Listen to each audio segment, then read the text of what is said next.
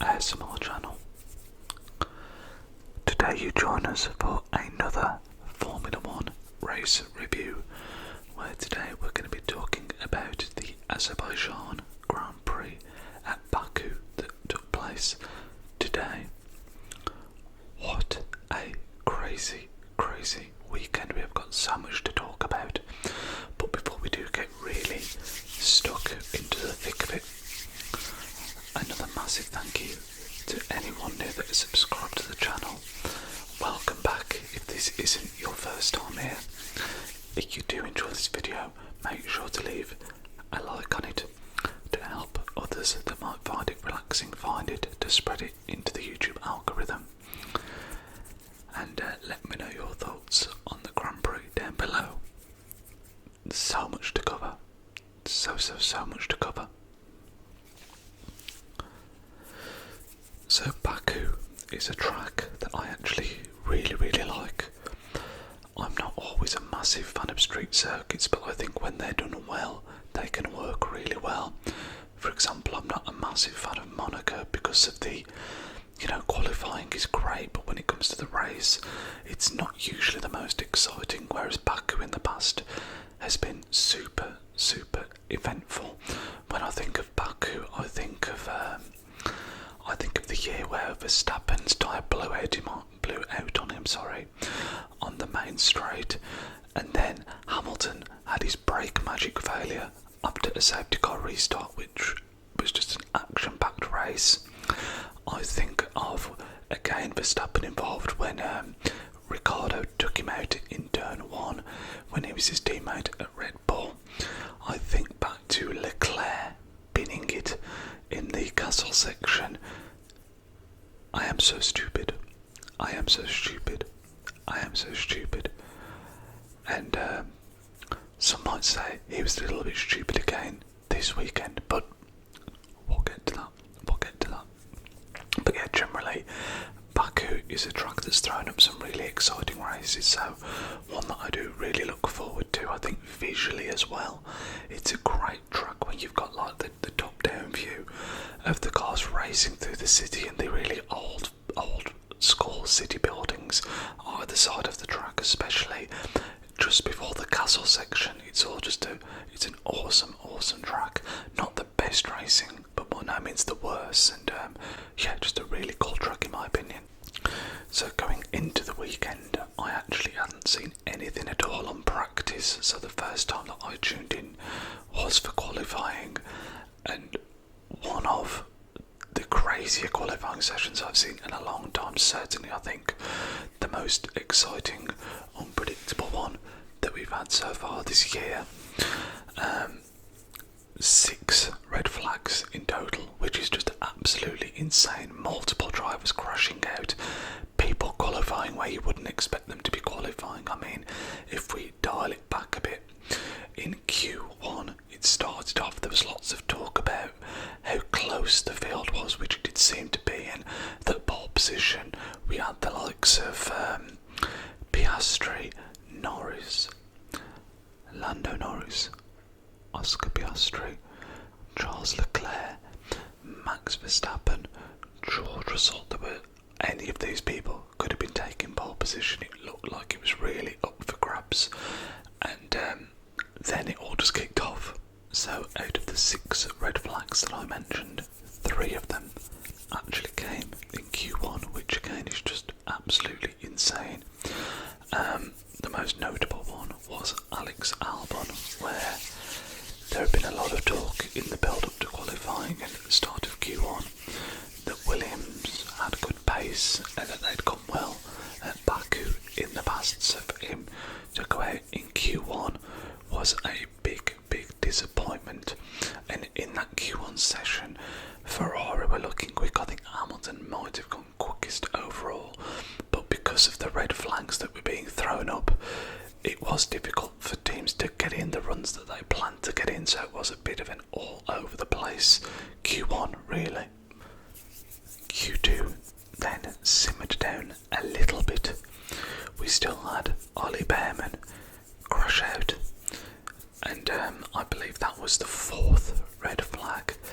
But probably the most noticeable thing of was the fact that Lewis Hamilton didn't make it through, which, given the pace that the Ferraris had shown in Q1, I'm sure he would have been extremely disappointed with. Leclerc is somewhat a specialist around Baku as well, I think. I'm sure he's qualified on pole there several times, and Ferrari just always seems to go well there, so in qualifying at least. So yeah, Hamilton would have been really, really disappointed, but it was surprising because there were some real people, people like Lawson made it through to Q3, who I think perhaps he wouldn't have expected. I think Ajar made it through into Q3. I mean, that RB, the Racing Bulls, has been amazing this year, when you consider they're supposed to be a junior team. To get both drivers into Q3 was just absolutely phenomenal. And then we also had Yuki Tsunoda showing a bit more pace. He got through into Q3, something that he hasn't always managed to do since the move to Red Bull. And yeah, he was just generally a little bit of a unexpected top 10. But then we move into Q3, which is where stuff got really, really, really spicy. Firstly, Leclerc crashed out. I am so stupid. Part 2, which would have been a real big disappointment for him, because, as I say, he always seems to qualify really, really well at Baku. But then after that, of all the people to crash out, Oscar freaking Piastri, the Drivers' Championship leader, the guy that doesn't make any mistakes, the guy that is super consistent, calm behind the wheel, crashes. And that just opens everything up, because obviously the championship leader is out. Immediately your thoughts turn to Lando Norris. Can he capitalise on this? There's now no Leclerc, no Piastri, no Hamilton, so we're going to get some people higher up the grid than you would normally expect to see. But I don't think anybody expected what happened. Well, the one thing I think a lot of people would have expected was Max Verstappen getting pole position, which he did, because Max is going to do Max type things, But then behind him, the absolute audacity to have Carlos Sainz P2 and Liam flipping Lawson in P3, followed by Antonelli. What are we seeing here? What is going on? It almost felt like a bit of a I don't know if redemption is the right word, but you think of drivers that have had a really tough season so far, and I think 3 of the drivers that spring to mind would be Liam Lawson, after he lost his seat at Red Bull, Yuki Tsunoda, who has really struggled to get settled in at Red Bull, and then Carlos Sainz, who has just generally had a lot of bad luck. So to see all 3 of them right up there felt kind of heartwarming, to be honest with you. It was really, really cool to see, so that was awesome. But the fact that Lando Norris qualified, was he P7? I think he was P7. On the day you've got a chance to close the gap on Piastri, who is, he's going to be starting in 9th or 10th, I can't remember now because of the Leclerc crash out. I think it would have been 9th. You've got the chance to put some distance between yourself and your main rival, your teammate, and he just couldn't get the lap together. So that was super disappointing, I think. A, from Norris's perspective, and then B, I think as someone like myself, a neutral watching, I want that gap to be closed to make the title as exciting as possible. So that was just super, super disappointing, but still just an incredible qualifying. And when you get a qualifying session like that, that also normally means you're going to get a really exciting race, because you've got people out of position. So again, great qualifying and set the stage for a really, really, really exciting race. I don't think I mentioned in qualifying you did have George Russell in 5th, who he'd apparently been feeling not very well all weekend, so I don't think he would have been too disappointed with 5th place. He just seems to really quietly, I say this in every review, he seems to just really quietly get on with it and do well. There's never too much drama most of the time when it comes to George Russell. and then Tsunoda was behind him in 6th with what was his best ever qualifying since moving to Red Bull. So again, you know, a lot of people who have had struggles in this season seem to be doing really well. But then we move on to the race itself, and before it starts there's a bit of rain forecast deep into the race. With the way the grid is, there's a lot of excitement. You're thinking, you know, Norris hasn't had the best qualifying, but can he pick up the pieces? The McLaren is a quick car. There should be chances to overtake. Can he move forward? Can Lawson hold on for a podium? It's unlikely, but, you know, anything can happen. It's Baku. It's one of those kind of races where it is so hard to predict. Now, we say hard to predict. You know, who would have ever seen the start of the race that we had? Absolute scenes. 1, 2, 3, 4, 5 lights go out, but Piastri jumps the start. He then stalls the car and drops all the way from P9 to P20, dead flipping last. Now, this is before we've even hit the first corner, and you're thinking, oh my god, Norris, this is your moment. If Piastri gets 0 points or gets low points, you get right up there. You could halve that championship gap today, and the total is so back on. And then it gets even more dramatic because Piastri from P20 crashes out at the back. This is a man that I don't think he has made so few mistakes since he came into Formula 1. I think this season the only one which they highlighted in commentary was the one in Australia where he ran wide in what was just insanely tricky conditions. So for him to have crashed out in qualifying, jumped to the start, and then crashed out in the race, absolutely, again, nobody would have seen that coming. And I mean, in the race, all of this is before we're even half a lap in. He's made 2 massive mistakes. Alonso behind him also jumped to the start, but I did feel a bit sorry for him because he jumped to the start in response to seeing Piastri move, if you see what I mean. But yeah, back to McLaren. I mean, they could have won the Constructors today, and at this point that looked like it was super unlikely to happen. It's still going to happen. You know, they're so far ahead, but Piastri, I mean, just wow, I've never seen him so mistake prone, and again, this really, really opened the door up for Lando Norris. But what actually ended up happening after that crazy first lap, Norris actually dropped back behind Leclerc. Then there was the safety car for the Piastri crash. Sorry, refresh that. That's not what happened. What happened was, Norris lost the place to Leclerc after the safety car because he just didn't react well at all to the safety car restart. And you're thinking, Lando, what are you doing? This is your chance. Come on, get yourself together. But yeah, he had a bad safety car restart, drop behind Leclerc, and that really set the tone for the race at the top end of the grid, at least, because it actually ended up being really, really hard to overtake, which I didn't expect at all, because I think when you look at Baku, there is such that long straight at the end, the start finish. You think if you've got DRS, surely a pass is possible. But Liam Lawson did an incredible job through that start middle stint. Tsunoda also did an incredible job through the start middle stint, where their wings were just skinny enough that it was really hard to overtake them. So for a long time, kind of, Tsunoda was holding off Russell, Lawson was holding off everyone. If I'm not, Lawson was holding off everyone, and that kind of set the format for the majority of the race. To be honest, it was just really hard to overtake.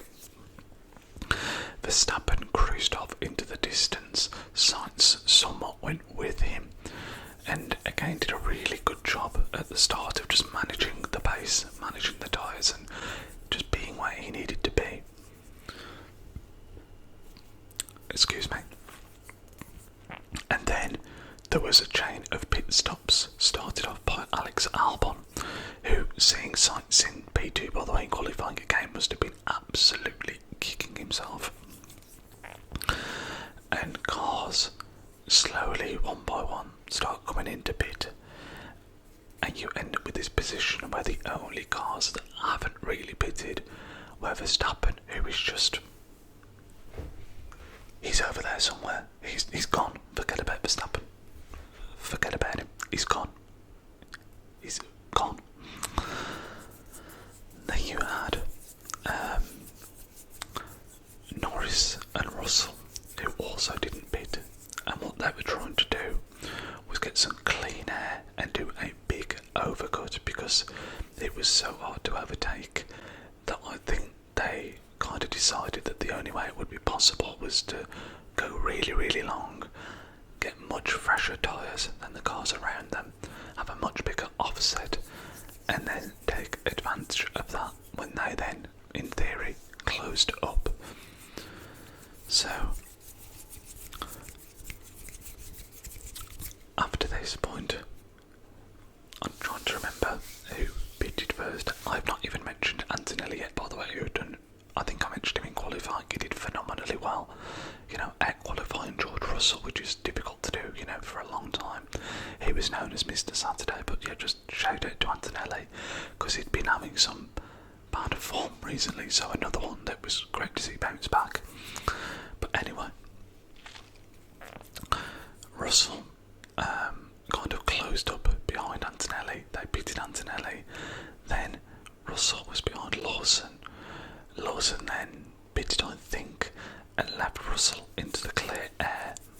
He did the long stint, as did Norris. And for Russell, it worked an absolute treat. He had real pace in the clean air. I actually think if he'd have been in the, he could have stuck with Verstappen, I think, and he could have been a really exciting fight for the win if he'd have been with him for the whole race. But he got held up too much in traffic, so it is what it is. But he still had such great pace that with the clean air, he managed to make the overcut work and dragged himself all the way to P2, which again, when you think that it's hard to overtake, he'd not been feeling well all weekend, I'm sure he would have been ecstatic with that. But then it comes to Norris's turn, and they have a slow pit stop. Just when you think it can't get any worse for him, he's had a real struggle of a race.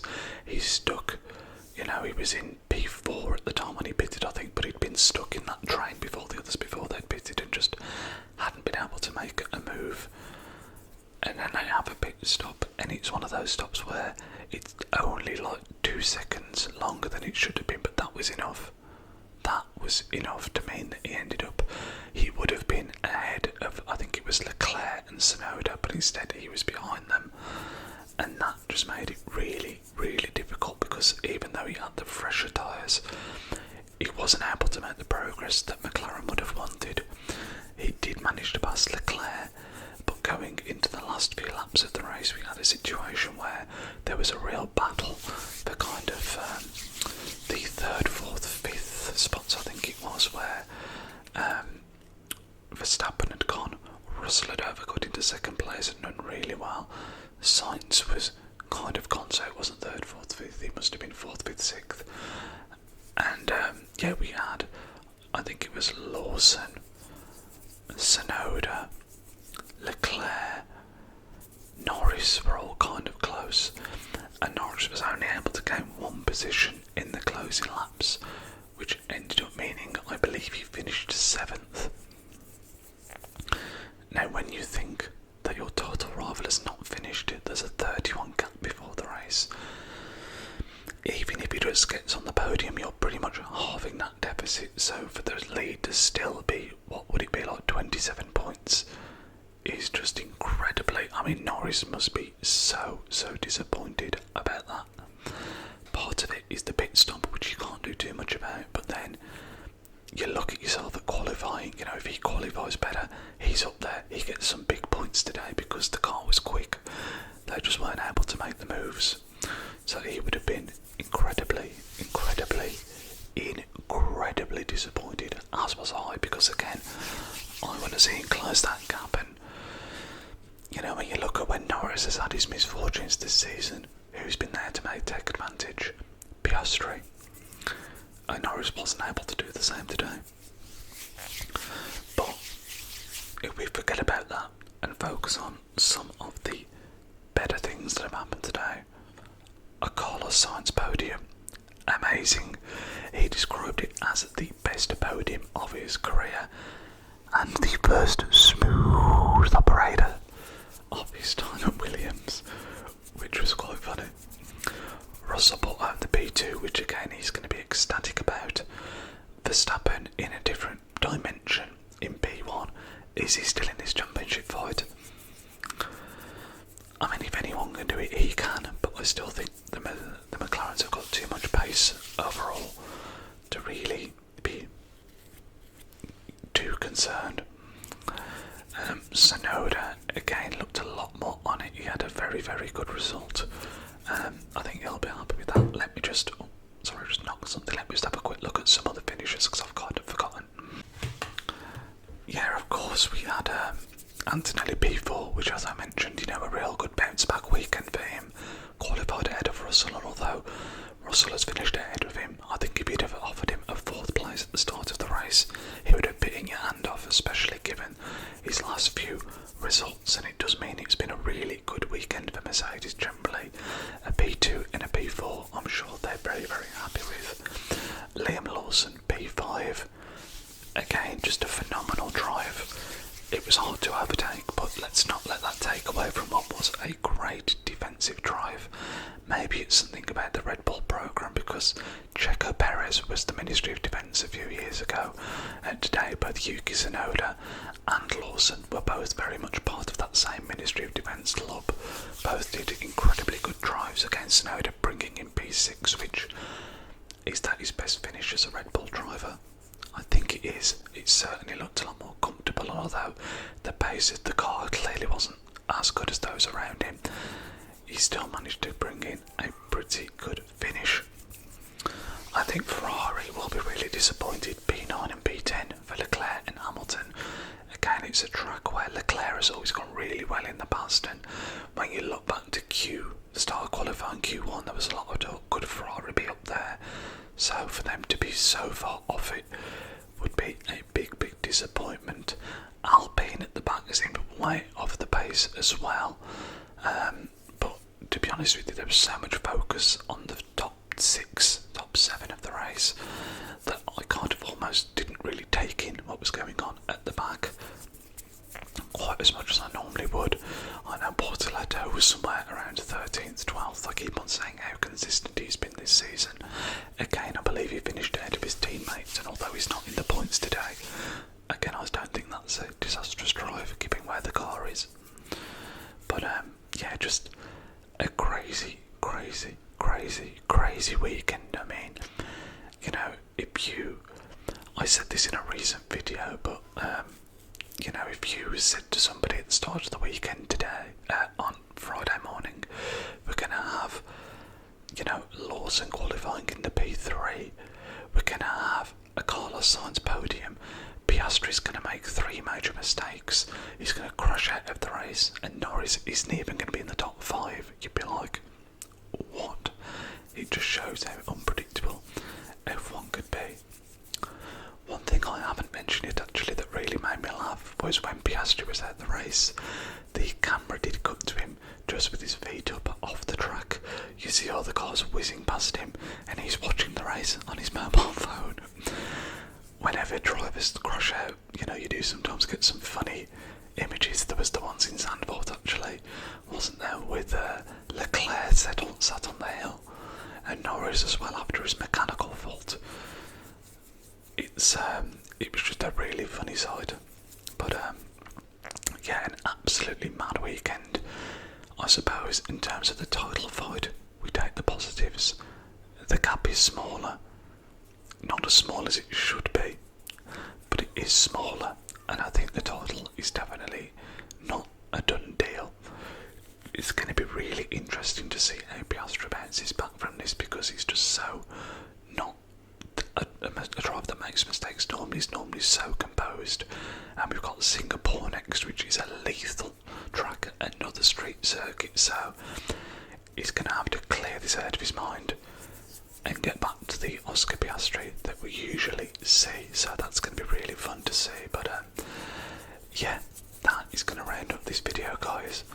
Again, thank you for the support on the F1 reviews. All the race reviews have always had really good comments, feedback, support. Again, if you have enjoyed this one, I'd love to hear your thoughts on the race below. Leave a like on the video to help it reach others. And have a wonderful rest of your day, no matter where you are in the world, whether it's morning, afternoon or evening. And I'll catch you all in the next one, guys. Speak to you soon.